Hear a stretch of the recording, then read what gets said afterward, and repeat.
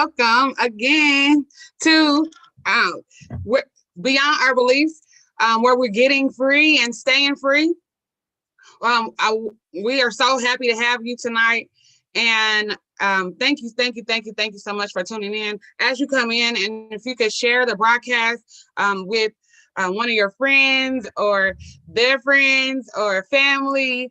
We want as many people as possible to get the information that is going to be provided to us on tonight. So tonight's title is Making Boss Moves Towards Home.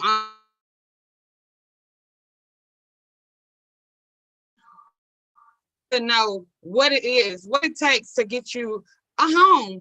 We don't want to rent the rest of our lives. We want to do more. We want to have our own home that we can pass that down to our children or other family members, so that we are building a legacy.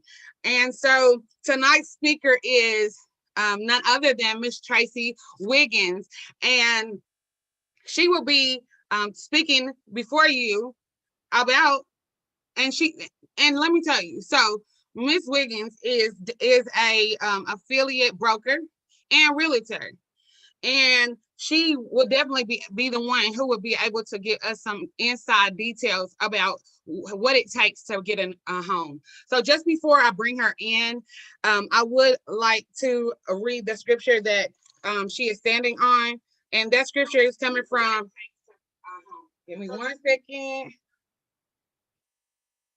So that scripture is coming from Romans chapter 3, verses 3 through 4. For what if some did not believe? Will their unbelief make the faithfulness of God without effect?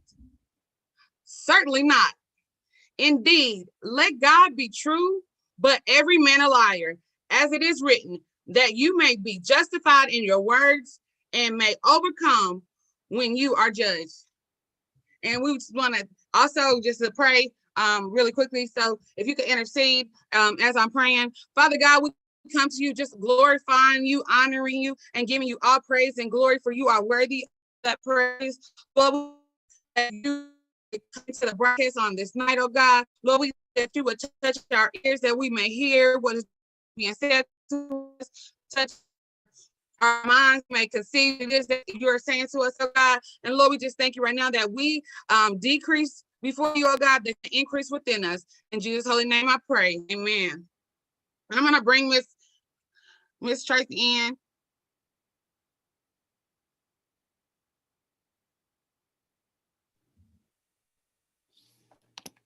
Hey there. Hello. How are you, girl? I'm doing well. How are you? I'm good. Good to awesome. meet you. You look so beautiful. You too. My pleasure, girl. Thank you. Thank You're you welcome. so much. I have. Go ahead. I don't know if you can see me or not. I said, I don't know if she can see me or not, but I was in the waiting room. Yes. I brought you in, and we are live, and I have introduced you. I've also read the scripture from Romans, and I've also prayed. So I'm going to turn it over to you. Okay, well, awesome. I thought I would be able to see everybody, but I guess you got this platform set up the way. Yeah, well, no problem. You. Awesome. Okay, well, hey, the people are here, and I know whomever God has to hear the information is going to be tuned in, ear, heart, and mind. She's already told you guys who I am, and I'm so excited to be a part of anything that's going to bless God's people and take them to the next level. As a matter of fact, my platform or my brand is based on what I call Boss Moves. And BOSS stands for believe, overcome, sow, and serve.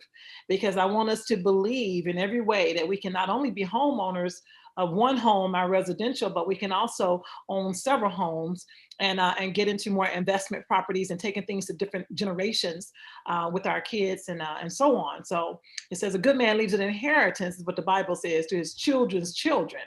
And so for that to be good old long money, you have to have some land. And see, we always talk about how, you know, you got designers, they're gonna always be making clothes and cotton is always gonna be produced, but God ain't making no more land now. It is what it is.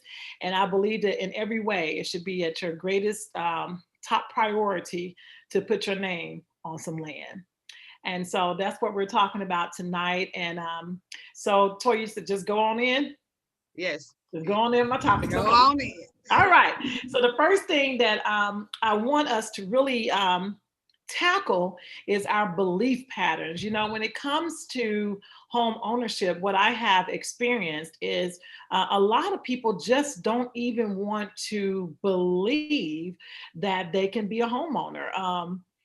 We got several people that do, but there's a lot of people that don't believe that they deserve it. Maybe they've grown up in a house. You know, I even look at how the amazing Michelle Obama, if you read her book, she said she rented. Her folks, they rented all her life. Her parents had never been a homeowner. Oh, and that blew my mind. But look at her being the first lady of the, United States of America. So it doesn't matter where your pattern or your belief is or what you experience. The thing is, you can change that. And the reason why I say that it must be a problem within people is that when it's time to do step one, which is to get that application in to a lender to see where you are, people end up becoming stagnated. Like they'll start and then they won't complete the application.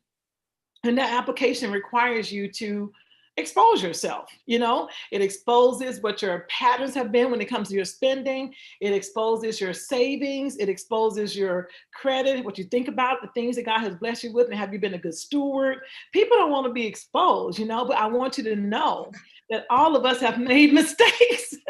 We have all made mistakes when it comes to our finances. And so in knowing that you deserve it, and even if you don't feel like you deserve it, that good man that leaves an inheritance, do your children's children deserve it? And when you think about that, then you get yourself out of the way and say, you know what, I may have made the mistake and maybe I won't be able to be the billionaire that God, could had the door wide open for me to be, but maybe my grandchildren could experience this. And so that's what we want to do. Think about the next generation. So I say the sooner that you attack that thing, the sooner you attack and expose yourself, the sooner that God can take you to the next level. And so, because young eyes are watching you and young eyes follow what you do. And so while they're babies, imagine if your babies, because my babies certainly saw this, and I was a teenage mom. Let me let y'all know that I was a teenage mom. I had my first daughter at the age of 15, my second daughter at the age of 26. And I had been written off by society. They had told me, oh, she ain't gonna be nothing, ain't gonna mount to nothing or whatever. But I want you to know that God has been better than good.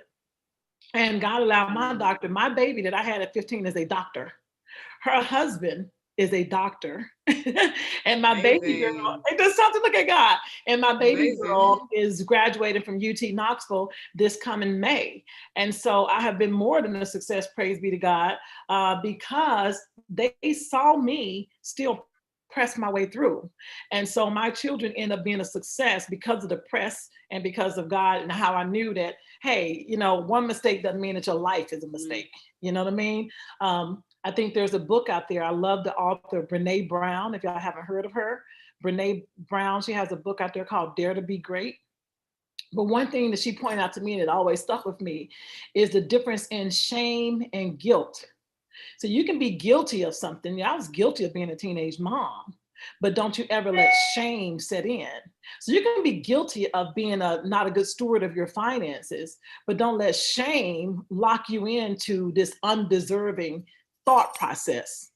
I messed up. Show me. And the sooner, you know what I mean, Toya? The sooner you allow someone to show you the way out, the sooner you're going to be delivering other people. And the enemy is his greatest joy is for you to stay stagnated, so he sits you in a place of isolation. Then he begins to interrogate, which is interrogation, and you never make a move. So the first step into getting home ownership is to get with that lender and see where I am. Any question? Anybody got any questions on that, or just keep going? Before I keep Not going? Just yet, but I do. Okay, what questions you got? Go ahead. I'll let my question. Okay, so you do start with the lender. You need to get. So where are we talking about? Like getting approved or getting like pre-approved or? Right. So what the lender is going to do, step one is get with the lender. The lender is going to pull your credit. And a lot of people don't want people to pull their credit, but you got to know where your credit is. And oftentimes we use our little phone apps and we see Credit Karma and Credit Karma says, oh, girl, you got a 650. I want you to know that Credit Karma and all the different engines that we can use on our phone is usually off by at least 30 points. And that's pretty devastating because Credit Karma said I got a 680. Well, that means really I got a 650. And that base score that lenders want is a 680. That's the base score. Some of it can work with a 580 depending on different factors, because a lot of factors do come into play, and we'll talk about those. But the first step is to get that app in, or to get the application in. She's going to tell you where you are, he or she. And based on that, they're going to give you a plan. And they're going to say, Toya, you need to do this. According to what we just pulled, you need to do this, this, this, and this. And that's how we determine who's really serious about getting that house and who's not. Because if you get the information and you walk away, there's nothing we can do for that. But if you get the information and you put it into action, you will become a homeowner, no doubt, if you do exactly what they say to do. Okay? Did they answer your question? Yes. And I was like, I called you. I was like, okay, so this is what they told, or I text you. I said, this is what they told me to do. You were like, yeah, that's right. I was like, I want you to say something else. You're breaking up. I couldn't hear you. Can you hear me? But she was like, yeah, they were right. Oh, yes, it's storming here. Oh no. Yeah, it's breaking up. I couldn't hear you. It broke up. What you said, it broke up. You and I was like, is this right? You didn't catch it either. I said that whenever I talk to the underwriter, I text you and I was like, is this right? That's what they told me. You was like, yes. I was like, I did not want you to say that. I know. We don't want to hear it. Yeah. But you know, at least now you know the plan. You know exactly what to do. And it's no different than getting on the road and someone says, okay, I'm going to Las Vegas and I'm gonna drive the whole way. Oh my God, without a GPS, how would you really get there? So at least you got GPS. You would be a fool to get on the road and think you're gonna go to Las Vegas without a map. And so you have that map now. So that's the most important thing, Toya. It really is. Yes. So that's where we start, with the lender to get the map.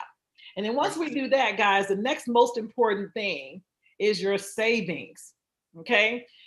In order to buy a home, and let's just say you want to buy a $250,000 home, okay? Now, if you're in Nashville, you're in Tennessee, and is your audience from all over or in Tennessee? They're all over. They're all over. Okay, well, right now, Tennessee is a high price market, especially Nashville in particular. Not all over Tennessee, but Nashville in particular. And $250,000 probably won't buy you a lot of home.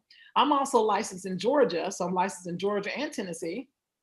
Georgia, $250,000 can get you a nice little home. We got several areas in Georgia, which is what catapulted me to move, is because, okay, I know that the average person I'm working with, I'm not a millionaire, so my circle of friends aren't millionaires, And so I'm just an average person and my friends are average. And so the average home price is about $250,000. So $250,000, guys, write this down, that your down payment, if you did what we call the FHA program, there's different loan programs out there. FHA is one of the most popular ones because it does work with the average income maker. Then you have conventional loan. Those are people that make pretty decent money, very good money. And then you have USDA and different things like that. But all these programs are going to require a down payment. And so people say, oh, well, I've heard about the down payment assistance programs. Well, right now, because of COVID and things like that, these programs are taking way too long to get them approved. Or you have to go through so many hoops that the climate of the market right now is that everything has to be in place right now in order to get that house, or you're going to be losing against other people because inventory is low. We don't have enough houses on the market. Buyers are high. So you got one house and 10 people trying to get it. The last thing you need is for your down payment program to be behind. Yeah. Because you won't get it. So let's not even depend on down payment assistance. Let's have our money together. So if I got I'm getting my calculator out, $250,000 house.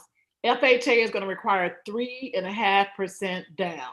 So 250 times 3.5% means you got to bring $8,750 as a down payment, $8,750 down payment. $87 and 50 cents. $8,750 you got to bring as your down payment.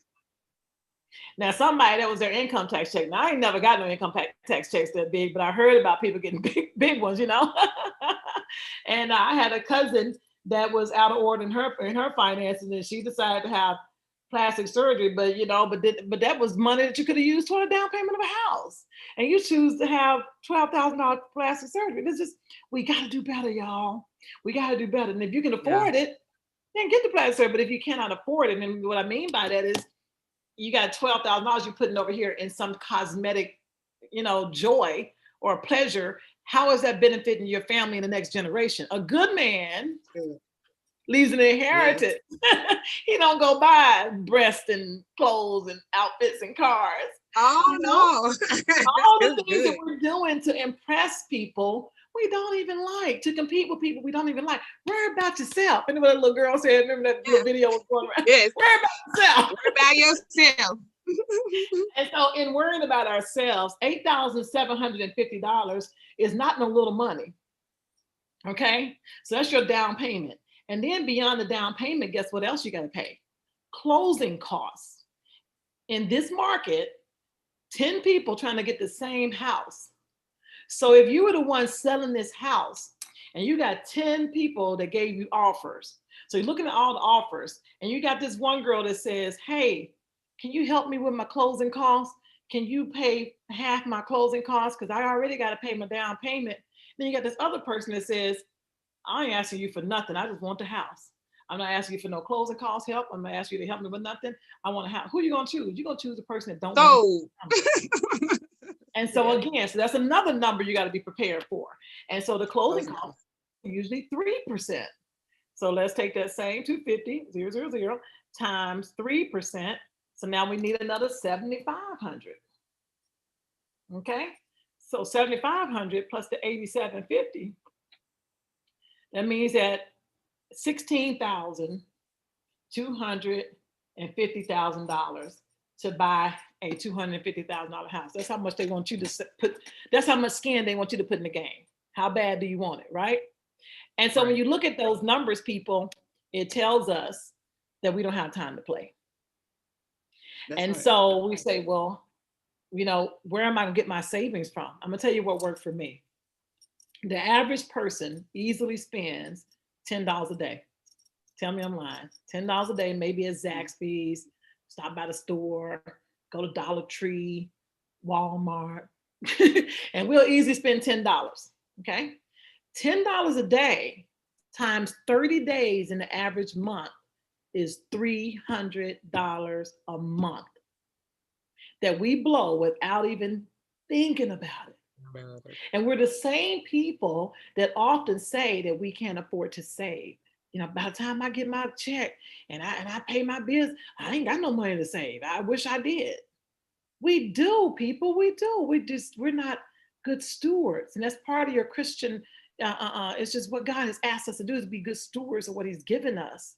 And so $300 a month times 12 months. I mean, it might take some of y'all at 300 times 12 months is $3,600 a year. Okay. And how many years did that take to get to 16,000? Well, you get with a financial planner, and instead of putting that $300 in a basic savings account that's only giving you 0.5% interest, you put that money in the stock market. So that's what they do. That's what the wealthy people do. And so you get with a company like Primerica Financial Services. Yes, I'm a little bit partial. You get with Primerica or a financial planner, Edward Jones, whomever you choose. And instead of putting that $300 a month, let them do. And another thing I need to mention too is an automatic withdrawal. So because I just pointed out in your head that I know you spend $10 a day. $10 a day is $70 a week, right? Because 7 days in a week. You need to have $70 a week, or maybe $140, round on up to $150. $150 every 2 weeks to come from your checking account or your savings account and go automatically into a stock market interest-bearing account. That way, you won't end up with just a base $3,600 at the end of the year. You're gonna have $3,600 plus the interest that the stock market brought. You see, when I bought my first shares of stock with my real estate company, EXP, my stock shares were $9 a share. They are now worth $60. So what if I put $9 in and I bought I have 1,500 shares. So that means it's well over right at $100,000. But you got 1,500 shares. You put your money in, your $150 in every 2 weeks. But at the end of the year, that 150 end up being worth 600 or 500. Do you see how your money made money? And until we learn how to make our money make money, our money just ain't gonna be, it's just going into a sack with holes in it, what the Bible refers to. So we have a savings plan now. So we're gonna do an automatic draft, and we're not gonna just put it in the basic savings. We're gonna put that money in the interest-bearing stock market growth account. And Toya knows how to get in touch with Wayne and our lender, our He's folks. On here. Hey, awesome. Okay. Get in touch with Wayne or some of the ones in our office that can help you, because Primerica has been a major blessing to me. And that automatic withdrawal, just automate that thing, because that's what we do in life. We automatically spend it, automatically put it where it needs to be. Right. Without a thought, because it's going to happen without thought. And you're going to be so proud of yourself, because the first time I really started doing it, I did put it in a banking account. And I just forgot about it. Every Friday I let them pull $75. I think I was a hairstylist at the time. And then the one day I said, hey, how much I got in that account? And they said, girl, you got $5,000. Who? Because I had never saved like that. I said, who got $5,000? Me? Right. Said, yeah. I was like, shut your mouth. And I just was so proud of myself, because I knew I did it without even thinking about it. Right. You have to respect money so money can respect you back. So that's the second thing, is get your savings in place, because what we're going to need $16,250 to come to the table to buy this $250,000 house that my family deserves and needs and can be passed down, because the equity. Yes. See, my 32-year-old daughter, when she first bought our house, it was $115,000. We sold that bad boy for $255,000. So they made $100,000 come up. You know what that did for them? They were able to pay off their cars. They were able to pay off some student loans, and they were able to make a down payment on a $400-some-thousand house. You see, that's how the wealthy do. Amazing. Yeah. Isn't it amazing? That's part two. So what is equity? Equity is anything that the money that you get from your value being raised. Okay, so we want to put our money in things that can raise the value, that can bring equity. Okay, so can a car increase in value, or does a car decrease in value? It decreases. It decreases in value. So anything that really increases in value is houses and land. And your father's rich in how many? In houses and lands. Yes. Hills. So, yes. So we got to put our name on some of them houses and land. I want my cow. I know that's right. Give me my acres and everything, mule and all. But that's things that grow in value. Start thinking about that. Can I make more money off this thing? You definitely want a nice, dependable car, but can you make more money off that thing? Not often. Okay. First thing is our belief pattern. We're going to get the application in. We're going to find out where we are, so we can get a roadmap to where we need to be. Second thing is that we're going to make sure our savings is in place, and we're not just putting in a basic account. We're going to get with someone that's a financial planner and going to make sure that money is making money.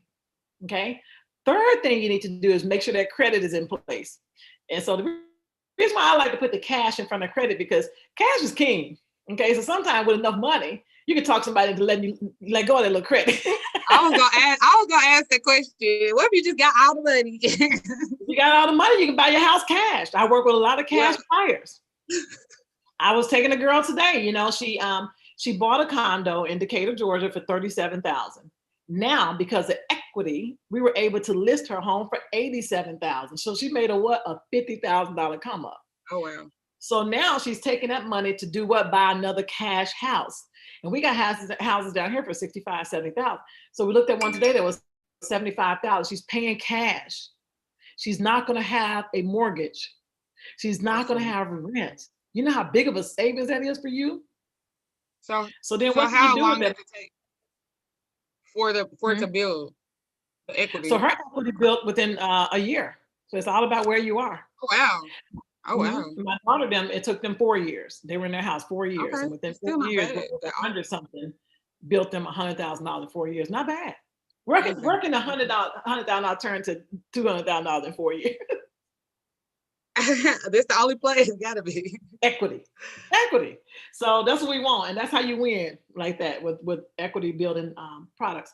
Okay, so next thing we need, the credit. So again, the base credit they want you to have to buy a home is 680, a 680 credit score. Okay. So that means that if you are judging and watching your credit according to Credit Karma, then your target number should be 720. Because again, often they're off by 30 points. So that's your target. Your target is for Credit Karma to say you got a 720. Then we're gonna be. Right. How do we get there? Some of the, I like to watch this guy on YouTube. His last name is Roundtree. I can't think of what his first name is, but he has a lot of credit advice and credit building advice. Is free. I think he has a program that you can pay for. I don't believe in paying for a lot of things that God got out here for free. You can get on YouTube and look up a whole lot of stuff. How to get late payments off, how to dispute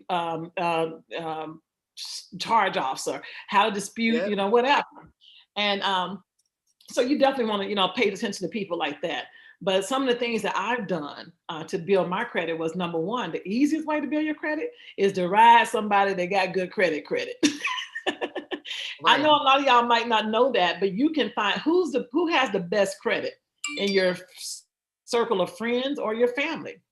So I remember, and if Wayne's on the call, I'm gonna talk about Wayne. I remember Wayne one day kind of flashing his credit score out there for the whole group. So I know he don't mind me saying it, but he had a nice credit score. So let's just say me and Wayne were pretty cool, and he wanted to bless me. And I said, well, Wayne, why don't you just throw me on a couple of your cards, your high limit cards that give you a limit. Like I remember my sister had a black card, and it had no limit. American Express black card ain't got no limit. Put me on that card, girl. You ain't got to give me no card. You can ask that person, don't give me a card. Just put my name on it as an authorized user. And because they put you as an authorized user, you're able to win off their credit. Okay.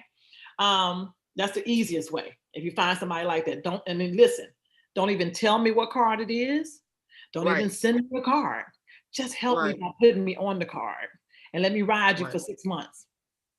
Okay, that's the fastest way. Second way is, okay, so because your credit might be so bad, then you might have to get what they call a prepaid credit card.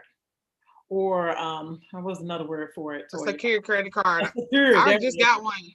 Mine ain't that bad, but that's what he told me. He said get a credit card, but I wasn't ready to. I was like, I don't know if I don't want my credit ran. So that's why. That's another way to keep your credit being ran. So, because you don't need any more, hits, because every time they inquire, a hard credit pull is a 10-point deduction from your credit, and a soft pull can be anywhere from 0 deduction to 5. Okay. Oh, wow. So this depends, soft or hard credit. So you get you a secure credit card. So you say, what is a secure credit card? Well, when I first got my secure credit card to build my credit back in my day when my credit was a little bit messed up, I Googled what's the best secure credit card to build credit. And at that time, Capital One was the best one. And so Capital One had 3 options. You can send in $99, $200, or $300. I just took $300 of my money, sent it in, or you don't really send it in, you just kind of use your debit card to transfer it over. And then they give you a $300, whatever you put into that card, that's exactly what the value is, $300. When you get that card, you want to only charge 30% or lower. So 30% of 300 is $90. So you're gonna put $90 on the card and pay it off. And you're gonna pay it off on time, 10 days before the due date. Set an alarm on your phone, pay Credit One, pay Capital One, 10 days before the due date. So you won't have any choice, no chance of running close to being late. So you set a little alarm, ding, ding, ding, and set another alarm 3 days before, ding, ding, ding, make sure you pay it ahead of time.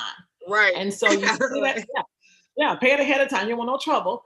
You pay that off. Then you do it again. You only have 6 months that they're going to give you credit for that card before they no longer say, okay, she did this for 6 months. She okay. Okay, we're going to give her a boost of 30 points. That's good. So I went from a 550 to a 580, then you go get another secure credit card, start another fresh one, and do the same thing. You're going to charge 30% or lower. Never go max it out. If you do max it out, you better go pay that junk off next week. Don't let that max amount sit there for a whole 30 days because it will hurt you. So you're saying we need 2? I think that after 6 months of that first one, go get another one. But listen to the lender now. Don't listen to Tracy, the roadmap. Whoever whatever works for you, that's what I'm going with. These are things that I did to build my credit, you know, roll somebody else's and secure credit cards. So those are my only 2 suggestions right now. Besides, you know, finding out from those videos on YouTube from those credit advisors how to get those late payments. You probably have a late payment on your credit, maybe have a medical bill on your credit, and just go on payment plans with these people. Negotiate. And when you negotiate, you want to say, okay, so if they say your medical bill is $3,000, it's been sitting out here for 3-4 years, and say, well, listen, I don't have $3,000. Obviously, I don't have $3,000. Can you have that? Will you let me pay you $1,500? We call it quits. Right. And if they say yes, send in the $1,500, we'll call it quits. Send me a letter first that says, upon receipt of the $1,500, this account is paid in full.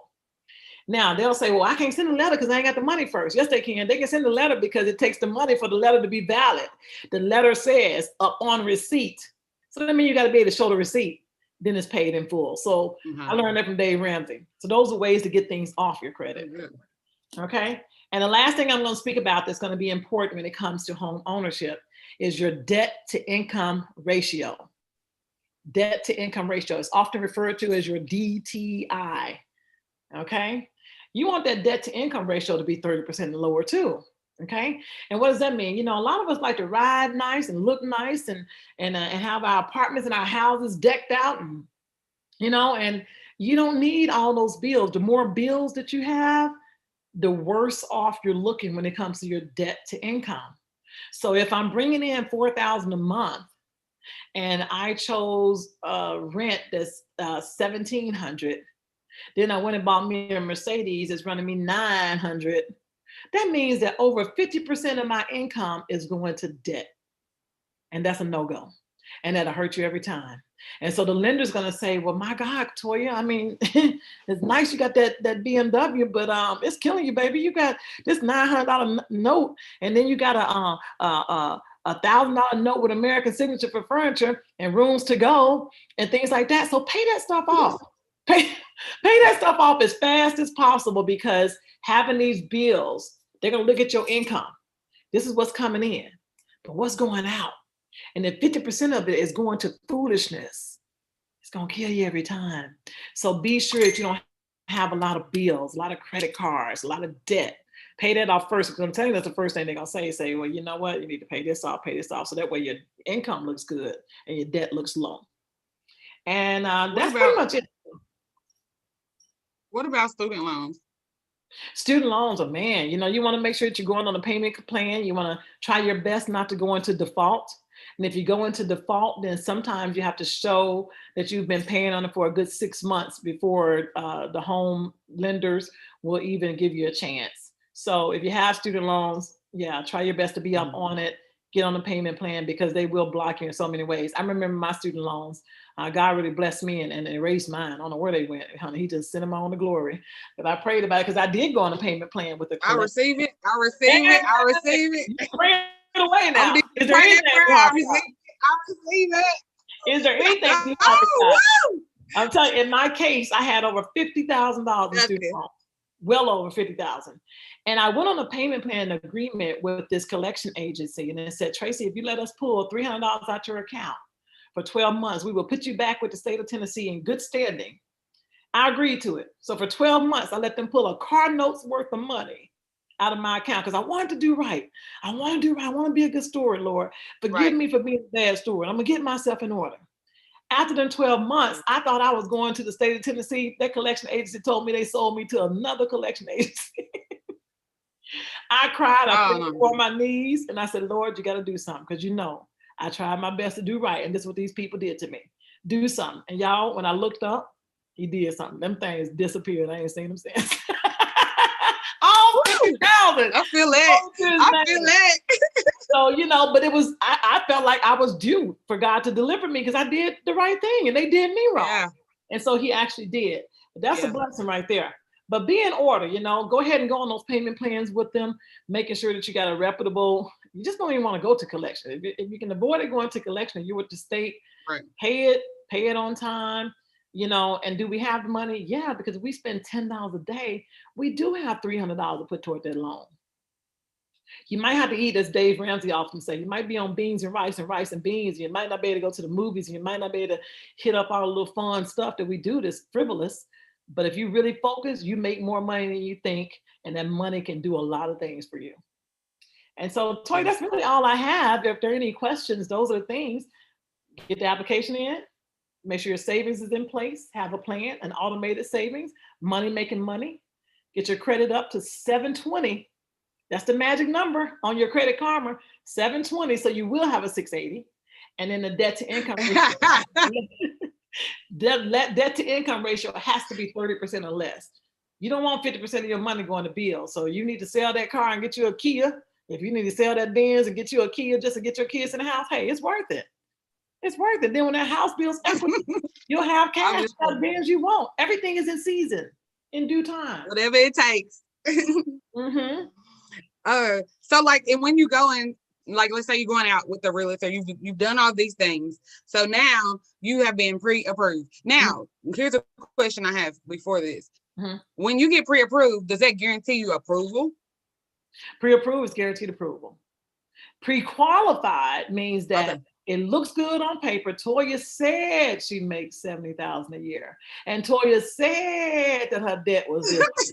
And Toya said, right, qualified what you said, but pre-approval means you done send in the receipts, you done send in your pay stubs, you done send in your credit, you done let them do it all. Pre-qualified says she says she make this, and we're gonna give her a pre-qualification based on her word. But when they really look at it, that's when you get the pre-approval. The pre-approval is solid. Unless you go do something silly. Because once they give you that pre-approval, don't go buying nothing because you know you're finna get a house. Don't go to American Signature and set up a payment plan for your new sectional that's gonna go in your bonus room. All that has to come after you get in the house. Because I have seen so many people lose their pre-approval because they created a debt before they got in the house, and it changed the DTI. Be careful. Oh, wow. Yeah, that's not okay. That's good. That's good information. All of this is so good information. You do have a question. How long should the down payment, closing costs be sitting in the account? Yeah. So lenders want that down payment. They want to see, they call it reserves.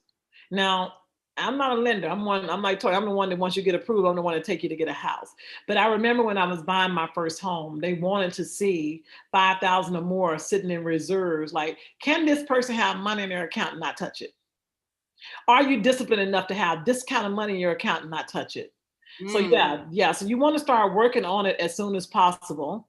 I know, and I know that there are some situations out there, and I'm just going to be honest. There are some situations out there where people have cash money that they have gotten the wrong way, if you would. But I think God can make everything bad for good. So the thing is being honest with your lender about everything.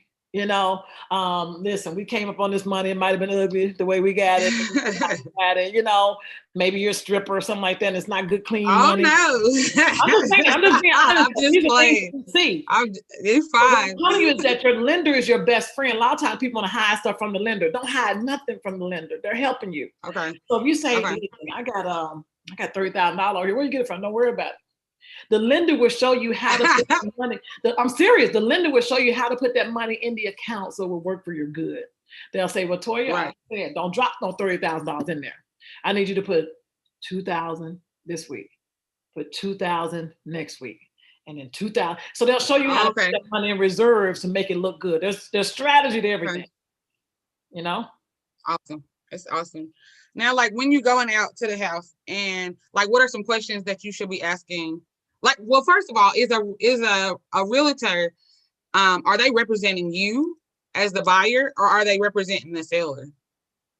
So as a realtor, once you get a pre-approved and you're representing someone as a buyer, so the buyer pays the realtor nothing. Okay, it's free.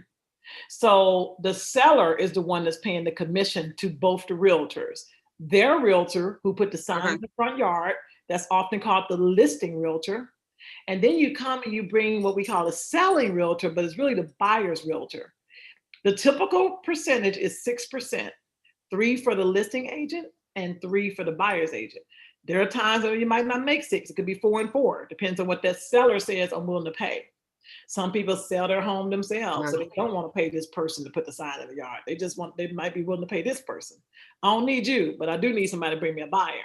So I represent the buyer at no cost because the person that's selling the house is the one that pays my commission. So yes, I represent you, and I'm supposed to answer any questions to the best of my ability.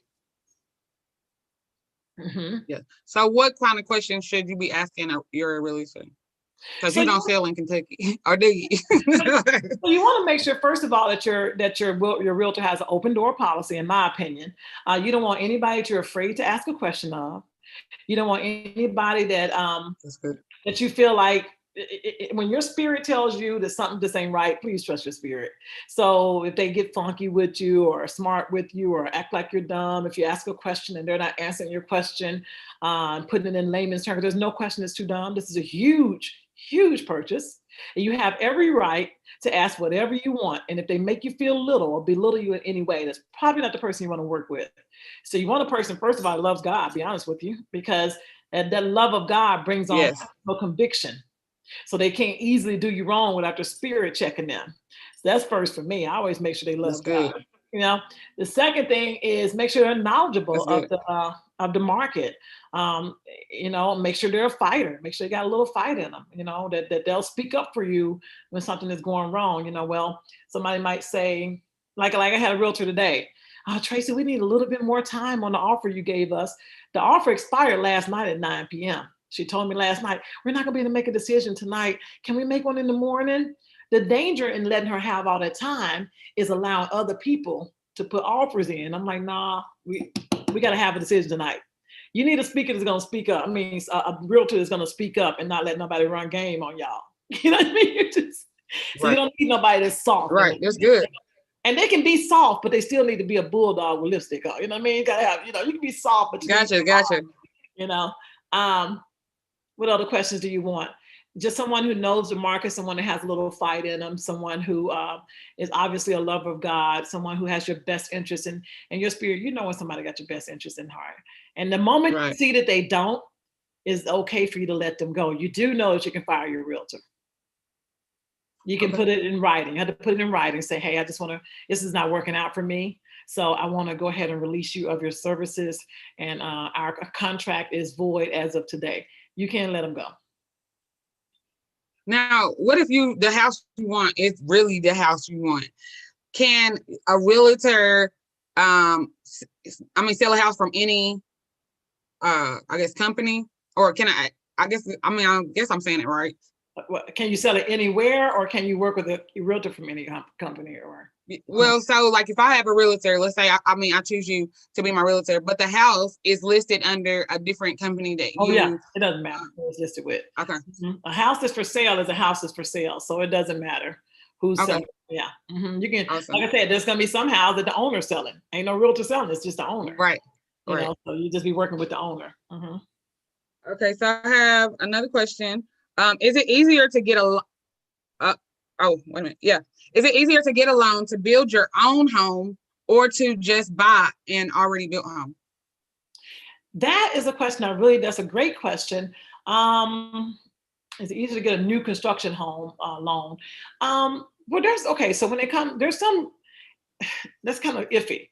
I don't know if it's hard to get a loan to buy the land to build it from the ground up. That means you got to get, I would think that that's the harder one, but a lender would answer that question. That's more of a question for a lender, because now you got to buy the land. And then you got to see if the land is going to be big enough with the right acreage in order to build so many bedroom house. Okay. Then you got to make sure that land has water on it, has sewer, it has access to the main roads. Okay. Then you got to get contractors that are reputable, that are going to be able to build it and not mess it up. So it can get really, really, really detailed. But then if you go to a new construction site in which they are already building homes, then there's different incentives that typically new construction sites will offer. So you might have a lender that they chose, and this lender says, I'll give you $4,000 towards your closing costs if you work with this lender over here with, Beazer Homes or whatever. So sometimes a new construction home is good, but you might have to sit there and wait for the construction. So it might be 3 months, 6 months, 12 months, versus this house over here is ready to go. Okay, and so you're ready to move in 30 days. Typical time is 30 days. And that lender that you're working with, for instance, let's say you're working with the lender that I referred you to, she may not be able to offer you the same $4,000 at the new bill. So oftentimes I will say that new construction lenders or preferred lenders do offer incentives that may be more advantageous to you financially when it comes to helping you save on those closing costs. Yep.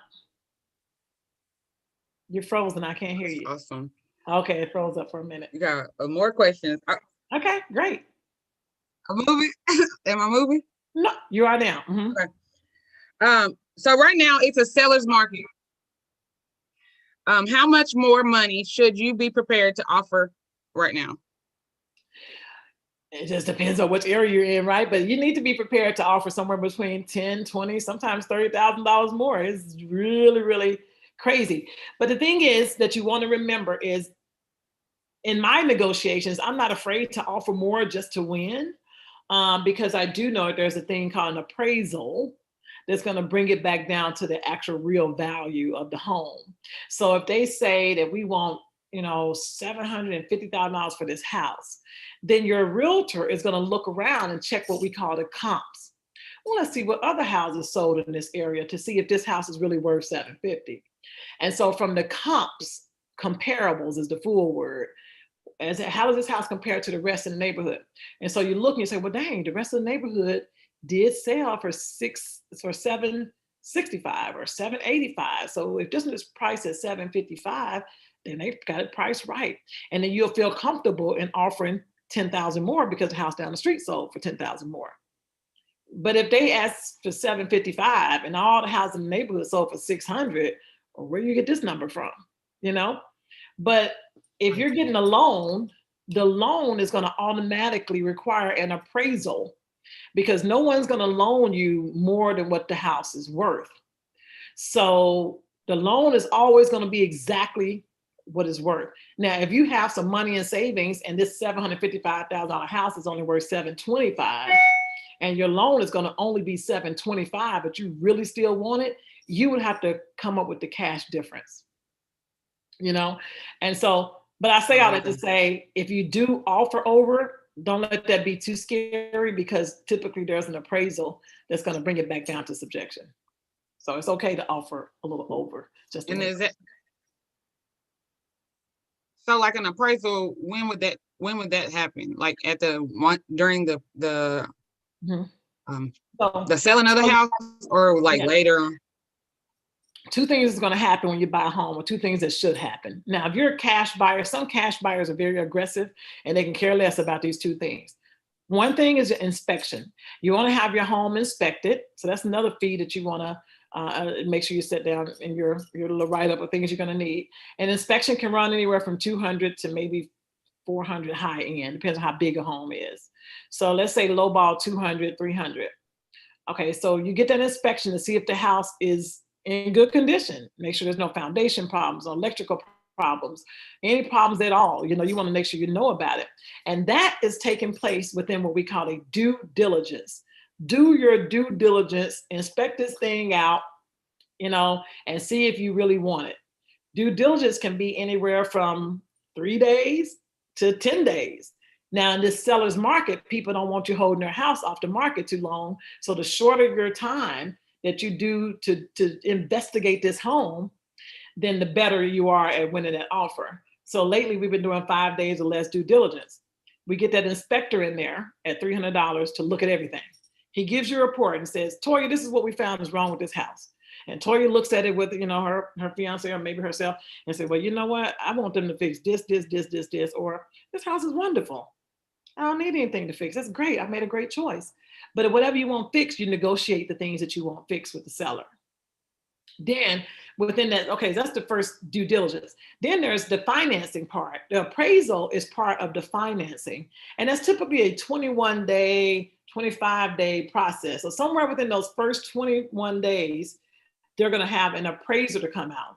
Nobody knows who the appraiser is. This is chosen by the loan company. Nobody can sway the appraiser. You know, but lately we've seen in the news where minorities have been getting what they call bad appraisals because they're trying their best not to let people get to what their home is worth. It's pretty ridiculous and it's so sad, but it does happen. Racism is still very real. But the appraisal happens within 21 days or so. And they're going to say, based on what we see in the house and based on the rest of the house in the neighborhood, this house is worth this. Now, a realtor who's listing the house can say, I want to challenge that. I think our house is worth more than that. She has to come show him comps that prove where she got that number from. And sometimes you can contest it and actually get what you want. But oftentimes people do trust the judgment of the appraisal.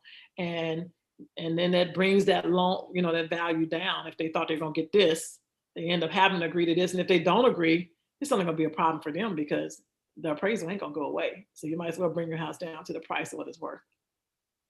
Yeah, so good. So now, like let's say you bought a house, you closed on it, you moved in. The whole time you were in the search and everything, it never rained. But when you move in, it start raining and you notice that the ceiling's leaking. Yeah, that should have been something that the inspector called. So you don't have to rain. What if they didn't? If they didn't, then yeah. You might be just there. You might just be the messed up. You just stuck? You just stuck. Oh. If you didn't ask for a warranty, if you didn't ask them to buy a home warranty or something that covered their roof or whatever, it is now your problem. It is now your problem because it's your house now. So that's why they gave you that time to come in here and do what you need to do. Awesome. Find every crease, crevice, crack, look everywhere. And see if you can find something wrong before you buy it. So yeah, due diligence. Gotcha. All right, so you answered most of my questions I got written there. Yeah. Does it matter the length of time that it's been on the market? Does that? Yeah. Does that help? The longer house has been on the market is your negotiation room. So we were looking at one today that had been on the market 53 days, and it's a seller's market as you mentioned earlier. So people are selling houses, especially in Tennessee and Nashville, Tennessee. We can sell these houses. I had a friend guy, he had a house on Coming Soon and it sold today. He didn't even get to come. So the typical house in Nashville might be 3 days tops, okay? The longer it stays on the market, the more people become concerned, like, what's wrong with this house? Why ain't nobody buying this house? It's only, wait a minute. Right. So it gives you negotiation room. Right. It could be that they got it overpriced and they just won't come down. And you do have some bold, really, stubborn people. It could be that there's something wrong with it. And that seller's like, I don't care what's wrong. I'm not paying for it, and everybody just, well, we don't want it. Foundation issues. But yeah, it gives you room to negotiate, and so, yeah, so it was 53 days on the market. So we're going to offer her $10,000 less than what they were asking. You see. That's good. Mm-hmm. And so you have a question about, they wanted to know more about home warranties. And so I had a question. So like, let's say you negotiated for the refrigerator. And it was already there. Maybe I don't know. It was already there, but you didn't have one. So you just wanted it. Will they put a warranty on that too? Yeah. I mean, your warranty can cover appliances. There's different types of warranties out there. They have different prices on them. They cover different things. You got extended warranties. So, I can't get too deep into warranties, but just depending on each warranty, what you bought is laid out and spelled out what it covers. And if there's like a little copay, warranties can be like insurance. You pay this much, it would have cost you $800, but because you got a warranty, it's going to cost you $30 for us to come out and fix it. It's beneficial because you could have been paying $800. Right. So sometimes realtors give warranties as gifts. Sometimes sellers buy warranties to say, you know what, I trust my house so much, I'm gonna give y'all a $580 warranty. It's gonna go for a whole year. You can ask for one, not during this time though. During this time, you won't be asking nobody for nothing. And you can buy your own warranty too, but home warranties are beneficial when it comes to HVACs. Those are expensive repairs, having to repair HVAC, but everything is negotiable. Everything is negotiable. Oh, okay. And I guess that someone else asked about a warranty. Is it a part of the loan or is it paid like upfront, like for, I guess, a separate So company? it's totally separate. It is a part of the closing. So if the seller has agreed to get a warranty, I like to order it from my buyer. I don't want the seller to pick out a warranty. I asked you to buy a warranty. Now I'm going to order it to make sure it's going to be sufficient for my person. And so I order it, and then they have to pay for it before we get to closing, or it's going to be paid for out of the closing. So out of the closing proceeds, the money they're getting, they're going to take the warranty money out of it. Okay, awesome. Mm-hmm. Then you have a closing attorney too. That, by the way, you do have closing attorneys and their fees, which, you know, they vary amongst closing attorneys. You can kind of ask your agent, you know, what is the closing attorney charging me to close? Usually title is paid for by the seller, but closing attorneys could charge, I think one of my choice closing attorneys charges like $350 to do all the closing paperwork. It's always a charge there. So you want to have more than enough. We were talking about $16,250 for like a $200,000 house. Just round yourself up to having $17,000, $18,000, you know, round it up to be more than secure. Wow. It's a lot. So it's a lot to it, actually. It is. Well, you can do it. See. You can get this in that zone. Mm-hmm. Okay, awesome. All right, I'm trying to see if there's any questions I have written down that you haven't answered. Okay. Well, okay. So if let's say me and you are looking at a house, and I'm like, I don't think this house is worth this. Can I automatically say, okay, well, can you offer them this, or do I, you know, how do you decide if you're going to offer them something? Is it like the crime? Mm-hmm. I don't know. Sometimes. Mm-hmm. Yeah, you decide by the comps, the comparable homes in the area. So I can go in the same subdivision. What did the houses in the same subdivisions that were 4-bedroom, 3-bath sell for? Okay. And then I can go look a little further. And so you'll say, well, Tracy, I don't think it's worth it. I have to prove to you that it's worth it. And I said, well, look at this house. This house sold for $300,000. They're asking $300,000. Let's go look in. So, you know, you got pictures everywhere. You can go on Zillow and find pictures of houses. And, you know, people, sometimes you find some houses ain't no pictures. Oh, there's going to be pictures somewhere on the internet. Somebody took a picture in that den. Yeah. So you go on the internet, you just stick to the address on the internet. You'll find some pictures on the inside and stuff. And so you'll compare the inside of this house to the inside of this house, and you'll say, yeah, well, I guess you're right. You know, you would have to come. You can't just up and just offer $100,000 cheaper because you think you're just going to get a deal. No, it has to make sense. Right. It has to make sense. So how do you know? I'm sorry. How do you know, like, if it's in a natural disaster area, like a flood area, like, you know, I guess earthquakes or any type of, I guess, wildfires or something? How do you know? I mean, will the inspector be somebody who would tell you that, or will the realtor be? I mean, how do you find the information out? I actually found flood zones on the tax records, you know, so these addresses are zoned for certain areas. And they'll say, okay, this is in a no flood zone area for the next 500 years. It shouldn't flood over here. Or they automatically tell you this house is in the flood zone. And then it's going to require you to have extra insurance. And so those are things that you find out during your due diligence period too. And your realtor should be looking out for those type things. But I find those reports in the tax records. The tax records pretty much are going to be honest about flood zone and flood areas. Mm-hmm. Awesome. That's good. You could run into. Are there any? I mean, I was gonna say you could run into areas. Like, I don't know about California, but I'm assuming they'll tell you whether it's on an earthquake line or something like that. I'm sure they would. A fault line, yeah. A fault line. Yeah. Are there any loan companies you recommend more so than others? You know, there's lenders that I found to work with the same heart and passion. They get back to you and things like that. So I don't know. I know that I've heard that banks are harder to get approved through than some of our independent mortgage companies. Banks can be a little bit more difficult if you don't have the greatest credit. And I also heard that credit unions give their clients better deals than different things. So it just depends. I will say it's in your best interest to not just I have certain ones I like. I do. I have some in Georgia, I have Tennessee that I work with because they're dependable and trustworthy.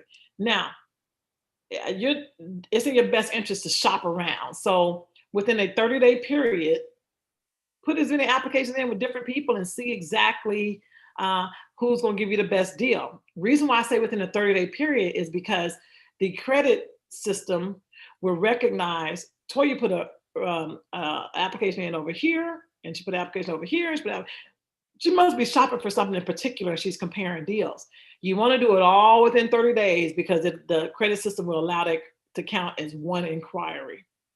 If you sit there and do 30 days and then you turn around and wait 30 days later and do it with another person, wait 30 days, those are 3 separate inquiries. So everything has to take place within a 30-day period if you're shopping around to see who's going to give you the best rate and things like that. So, but yeah, I have some preferred lenders that I work with, and I don't know if you want me to call them out, but yeah, I do have some preferred people. Yeah, I think she's wanting you to call them out. Okay. But, so I work with the awesome Melanie Morgan down there in Tennessee. Melanie is with Lincoln Home Mortgages, I think. And then I have, and sometimes I don't think of their companies because I just love them. Who cares about the company, right? People love Tracy. Right. They care less about EXP Realty. They love me. Right. Who is she with? I don't even know who she's with. I know she's with. So Melanie's with Lincoln. Down here in Georgia, I have an awesome lender, Trey Chester. He's with Calcon Mutual Mortgage. I also have worked with Kenny Green there. He's my classmate in Nashville, Tennessee. I work with Alonzo Stanley. He works with Bell Bank and Mortgage. Who else have I worked with there in Tennessee that I would recommend? I like Carrie Ann Sire. Carrie Ann is with CMG Financial. She's very dependable. I call her the Olivia Pope of loans. Oftentimes I go to Carrie when it went left field and Carrie wants to say, hey, I can fix that, so she's a good person to have on the front end as well. And then in Georgia, I've just been leaning toward the same guy, Trey Chester, because he just hadn't failed me yet. But I am starting to, branch off to different people. But I work with more mortgage companies than I do banks. I really do. Okay. Because they have more flexibility. They really do. Understood. Mm-hmm. Okay. And so property tax. I mean, I know this is not your, you going into I'm going into a different field, but do you know, does it change? I mean, does that change a month? I mean, I guess it changes as the house. But the house value goes up. So does the taxes go up or do they? I mean, every year. It's not my expertise, so I don't want to give you the wrong answer, but I've seen taxes go up by the year. I've seen them go up every 2 to 3 years. You definitely want to know what the taxes are, and your lender will tell you, hey, if you go over there, the taxes on that house is very high, which is going to take your mortgage up to this, so they usually roll the property taxes and things like that. Your property tax, your insurance and stuff are rolled into your mortgage. Mm-hmm. And so if you go into a high tax area, they usually will alert you and say, the taxes is $4,000 a year over there versus over here is $1,300. So you won't be over here. Right. But that's not my expertise, so I don't want to give too much information in that area. But yes, that's a great question. It is a great question. I will find the answer for you. Okay, thank you. What's a counter offer? A counter offer is, so let's say it's you and I. We done put an offer out there. We want to give you $250,000 for your house. We want you to give us, it's a seller's market. So let's say we did something silly as asking for money. We want you to give us, of this $7,500 that I got to bring in closing costs, I want you to give me $4,000 in closing costs. And then I also want you to give me a home warranty. And I also want you to fix that HVAC, and then I throw it out there at them. And they come back and they say, we're not going to do the HVAC. We're not going to we're going to sell you the house for $250,000. That's a counter. They countered. Okay. Mm-hmm. Gotcha. Countered and say, yeah, we hear what you say, but what about this? This is the counter. Counter is coming back with what they want to do. Mm-hmm. And you just kind of go back and forth until you guys negotiate to the deal. And sometimes it doesn't work out. Mm-hmm. Okay. It's, you got many neighborhoods are doing HOA fees. Well, first, what is that? HOA stands for Homeowners Association. It's beneficial in Oh, several ways in that I like HOAs for the most part, and that if you got this neighbor that works on cars and he chooses to work on cars in his front yard and he keep a car on bricks in his front yard, and maybe he don't even cut his front yard. Maybe he got a swing set in the front yard, and everybody else in the neighborhood house looking nice, and here this one joker that's doing all this stuff in his front yard, and HOA will cut that out. The HOA will say, if you don't get that car off the blocks, we're gonna fine you. If you don't, if you don't cut that yard, yards have to be cut every. So HOA it brings order. There's the order of the neighborhood, the homeowners association. Like codes. Codes.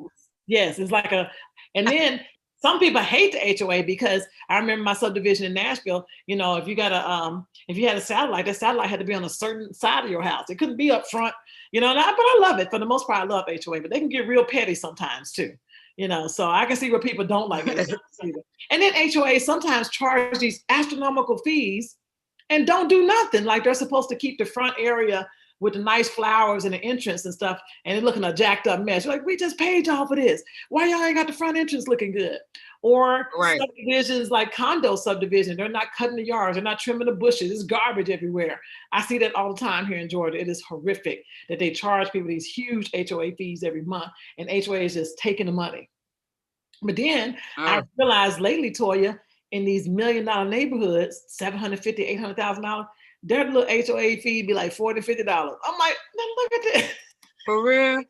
But we I guess they don't worry about messing up their houses because their houses are huge and nice and everybody love their stuff. So you don't have to worry about the trouble of it. So they're gonna make sure it's taken care of. Yeah, so it's different. Right. But usually the cheaper the house, the more challenging the HOA is, to be honest with you. Yeah. So what is a reasonable fee? Like I can't say not in a multi-million-dollar neighborhood for regular. Yeah, I can't say there's a reasonable fee. They choose what they want to charge. Some people will say, I don't want to be in a subdivision with an HOA. There's plenty of them that don't even have an HOA.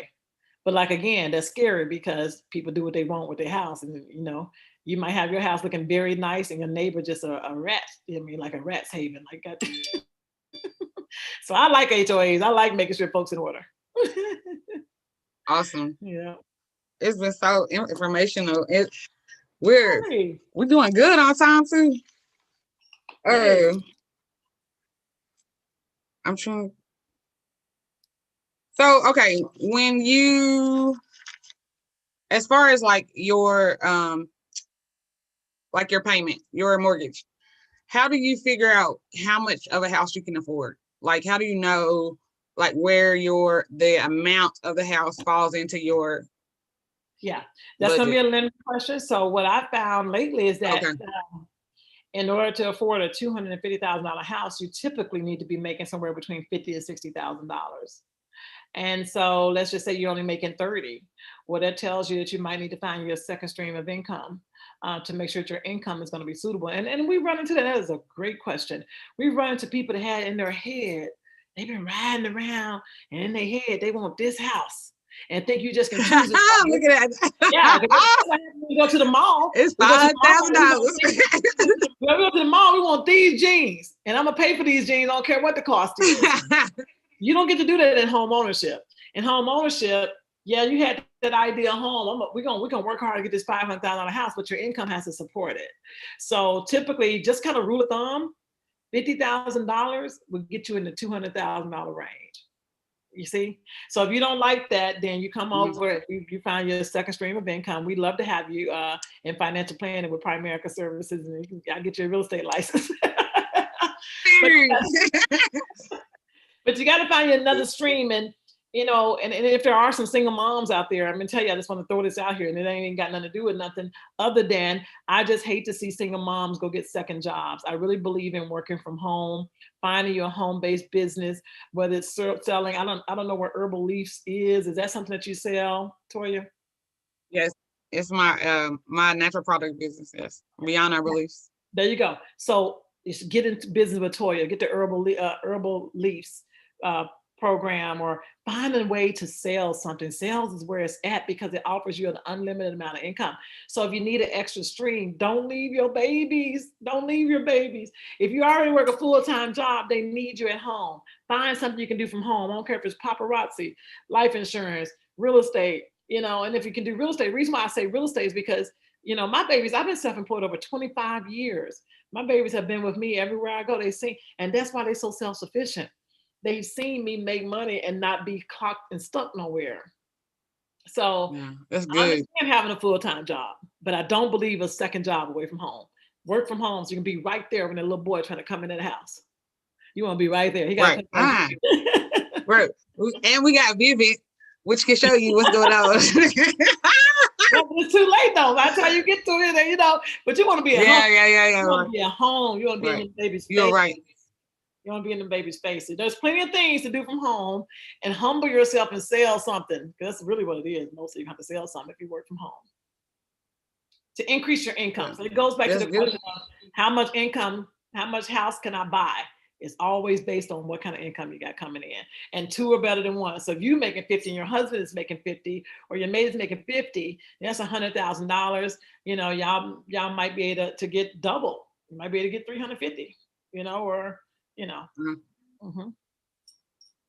So what if and this I guess is another lender question, but I know you've seen it. So what if like a couple they decide to go buy a house, but one person's credit is not up to par? Like, is there a way to use it? Do they use could they still use their income, or is it now you're stuck? Yeah, most of the time you both have to be in line. You both have to qualify credit wise. So they're oftentimes say, well, she got the credit, but he got the income. Well, you're going to bring his credit up, or she's going to go get the income up. But they won't let them, you can't just kind of balance it out. There's no balance. You have to both be sufficient. And that's basically how it is even in the word of God. When you don't want no and how can two walk unless they agree? That's right. Ask them about that credit for you marry them now. I'm just telling you now. Love, they're gonna keep them lights on. Love don't buy no houses either. So you need to be solid. And he needs to be solid. So, That's right. I agree. Yeah, you can't carry the weight. Once you get in there, you can carry the weight, but to get in there, you can't carry the weight. Yeah, you gotta have your own weight.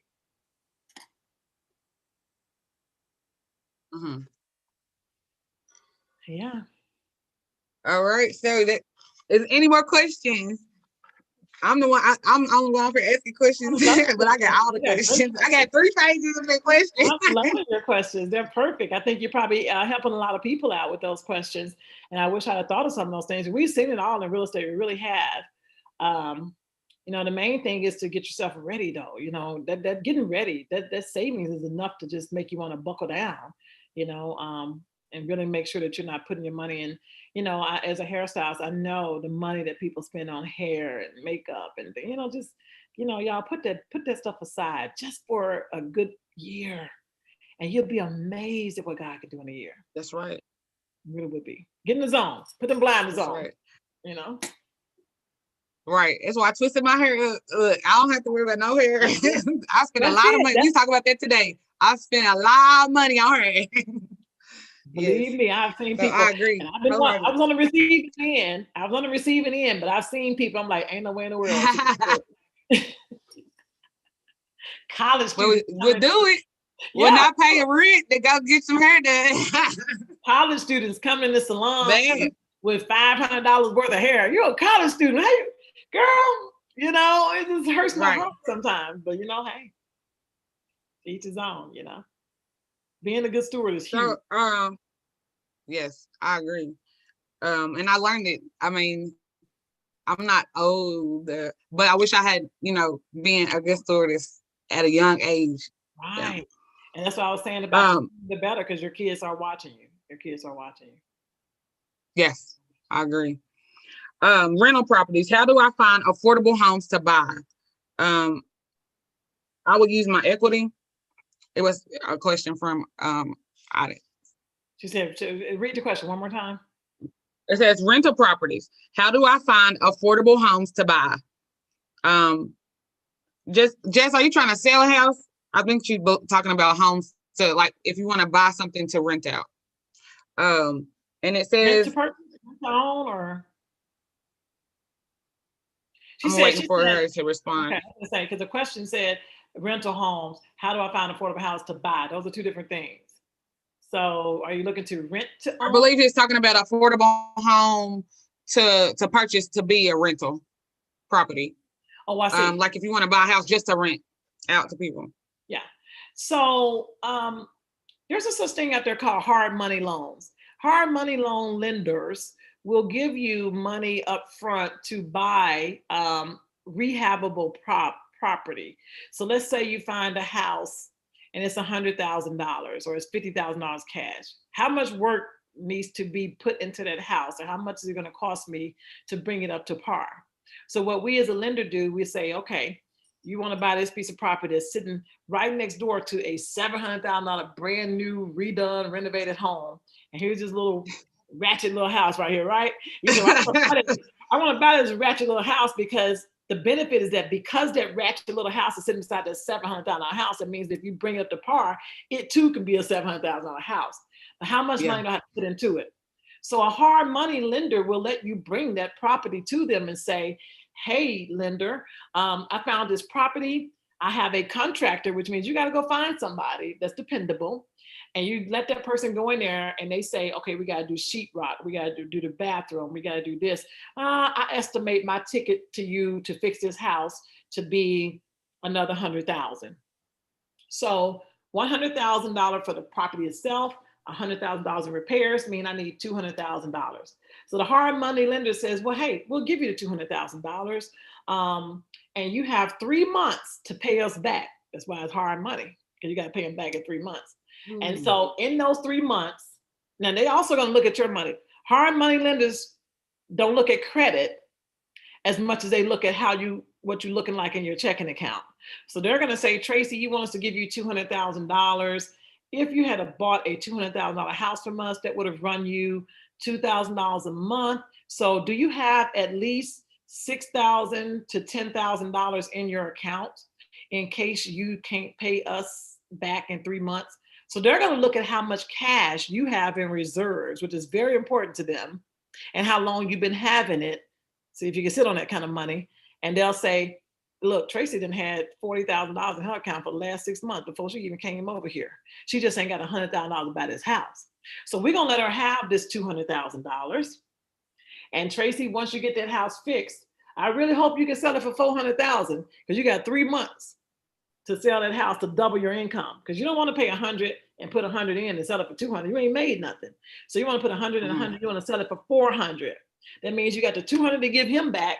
Plus he might charge you interest. So he might ask you for 230. So you give him 230, but did you not make a come up?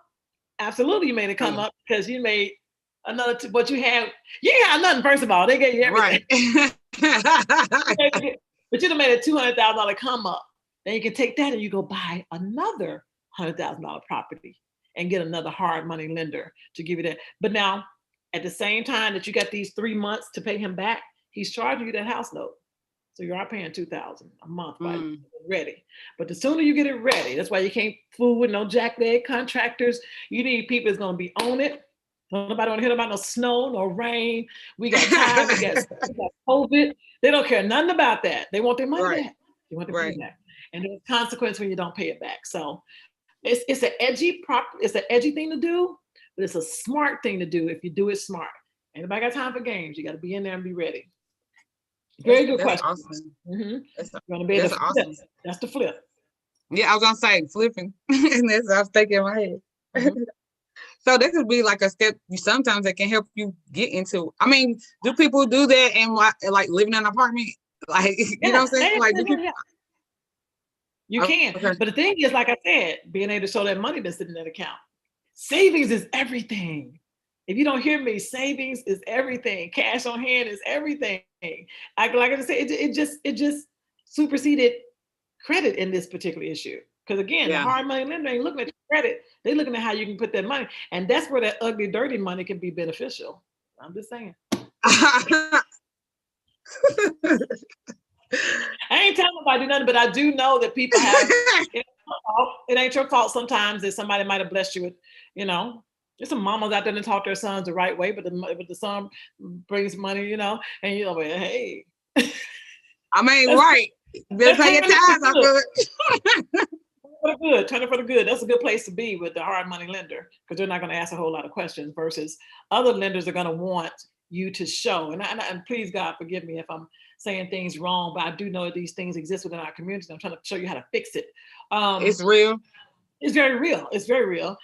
And so what I'm saying is that a lender will want to know, where do you get this $30,000 from? You got to really tell them where it came from. Yeah, but not a hard money lender, but a bank or more. You got to show where that money came from. If it came from your retirement, you have to show that it came from your retirement. That's tough right there. That's tough. What is the first step in becoming a realtor? Oh my God, this is an amazing career to become a realtor. I think that it is something that will bring generations out for sure. Basically, you'd be surprised. The real estate school is typically about 2 weeks, and I only paid $300. Okay, so doesn't that blow your mind? That same $300, $10 you've been spending every day could have got you. Really? Yeah. Real estate schools probably average anywhere from no more than probably $400. And I did mine in 2 weeks. If you can afford to be in class during the day. I was self-employed. So I told my clients, I was a hairstylist, I'm doing hair in the evenings until I'm getting this course. Okay, because I wanted to better myself and be ready for the next level of life. I knew I couldn't stand behind the chair forever. So I chose daytime classes, 2 weeks. If you do night classes, 4 weeks. If you do weekends only, 6 weeks. Same $300. Same $300, $300 to $400. Usually in most states. There are some courses that are held at community colleges that are like 6 months. I don't recommend. It shouldn't take 6 months to get a license. But if you just look up, Google how to get my real estate license in whatever state you're in, and then there should be an online course or an in-class course that's within that 2 to 6 week time frame. It should work for your schedule. Once you get your license, once you get the classes done, you'll take a test with your state. The real estate test is difficult. And the reason why it's difficult is because you make great money in this industry. And if they made it easy, everybody would become a realtor. They make it hard on purpose. So if you get in here and you fail that test the first time, be encouraged. Most of us do. I failed it 3 times. The life insurance test is difficult. I haven't even taken the test yet, but just to try to get through it, to get ready. Like, you can do it. It's like putting them blinders on. But yeah, the first, you got a state test and then you have a national test. So I failed both the first time. I was shocked because to me it wasn't that hard. I was like, oh, wait a minute. So I failed both parts. Okay, I came back and I passed the national, but failed the state. And I was like, dang. So I had to go back a 3rd time. But I finally got it. But the whole goal is to discourage you.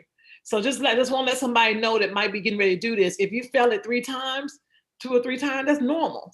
Now, if you fail it 6 times, you might want to look for God to send you somewhere else. You might want to fast and find out if that's where you need to go. Yeah. Figure something out. Your study habits ain't right. Yeah, but I'll give anybody 3 times. Some people might find that maybe that's sometimes it's just the enemy trying to block you from something that really is good for you. But I just say that after about 6 or 7 times, ooh, that's kind of rough right there.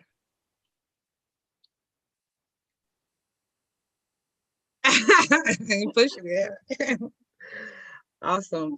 Well, we are right here at 5 minutes till. I'm giving last call for questions. Last call. You've been so awesome. Awesome. I've got so much stuff answered in this 1 hour. Yes, it's awesome. I'm glad I could be a blessing. I mean, all right, I'm giving you one more chance to get it. People taught me so much. Yeah, it's so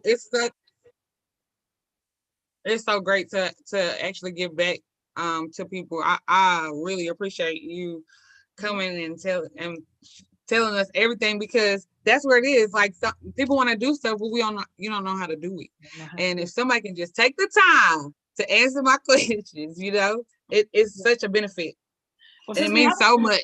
Yeah, and since we have a few more minutes, I think they may have my information, but I will say, you know, I would love to work with any of you to get you to the next level. It doesn't matter what city and state that you're in. I have reputable realtors that I can refer you to, because it's better to work with someone that's referred from someone who you know that has a good heart than to just work with some stranger and then find yourself going in a circle or disappointed in what you might be getting. Absolutely. So it doesn't matter where you are. My company is in Puerto Rico, they're everywhere. Contact me, 615-586-0399.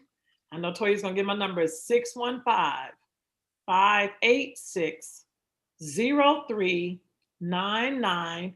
Tracy Wiggins, eXp Realty. Actually, I call myself Boss Moves, brokered by eXp Realty, because I am helping people make boss moves.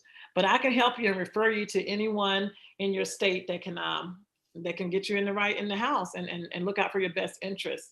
And so I absolutely would love your business. And I'm grateful for your trust ahead of time.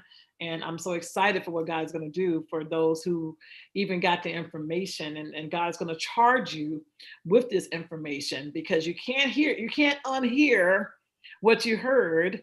And so I pray that your stewardship catches up with the information and that you put your babies and your babies in this house and on some land. Awesome. I'm so grateful. Thank you, Lord. I am. I'm grateful for the opportunity. I'm so grateful. Well, I don't see any more questions. And again, I just want to say thank you. And I'm sure that others will be reaching out to you. I have put your number in the feed. Yeah. So, and your name is there as well. And of course, this video is available. It replays. You can come on Beyond Our Beliefs site or page rather, and go to videos, and it will be there, so you can replay it as often as possible if you missed anything, so that way you'll get that information again. So again, thank you all for tuning in tonight. We greatly appreciate you coming to support. And again, I pray that you have a great rest of the week. I pray that you receive something tonight. Enjoy the rest of your night. Yeah, God bless y'all. Take care. Bye-bye. Bye-bye.